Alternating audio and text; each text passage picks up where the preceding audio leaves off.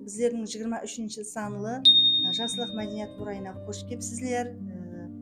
Әр біріңіздің шаңырақтарыңызға амандық тілеймін, жұмыстарыңызға тасқын табыстар тілеймін. Енді мен өзімнің дөңгелектілерімнің осы 23 санлы Жасылық мәдениет орайының дөңгелектілері хақында айтып өтетін болсам, бұл қыз осы қананың иесі.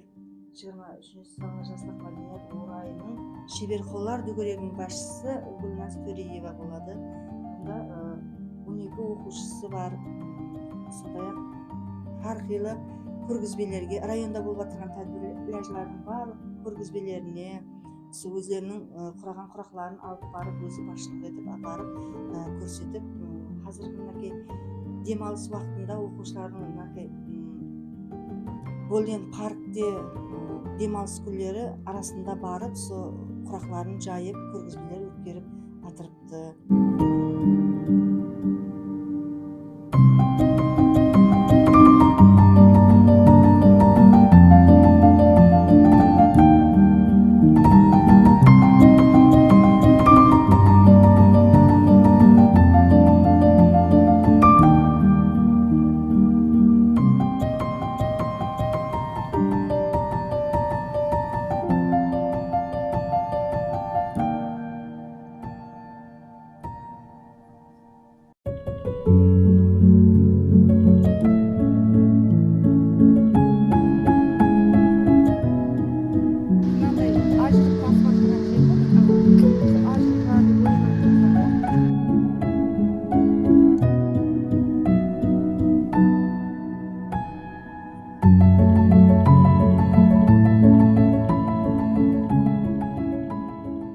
Оқушылары, дөңгелектері не істеп жатырған екен? Не қылып жатыр екен, не істеп жатыр екен деп келдік. Бос уақытларын қалай өткеріп жатыр екен.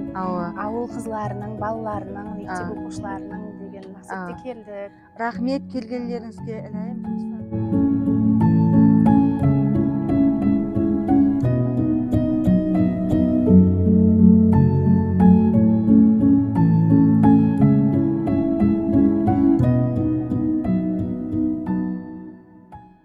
Меніміздің бір талабымыз сонша имканиятларды жаратып беріп жатырыпты.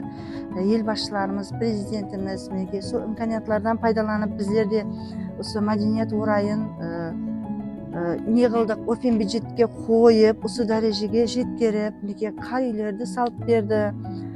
Солардың ішінде бос қоймайық деп, біздер де осы шебер қолар дөңгелегін ашып, шебер қолар дөңгелегін осы қар үйдің ішінде өтіп жатырмыз.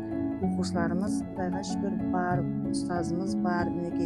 Сондай қолы гүл оқушыларымыздың тіккен тәскелерін, барлығын құрақларын қойып, осының ішін безеп қойыппыз. Енді қар үйдің іші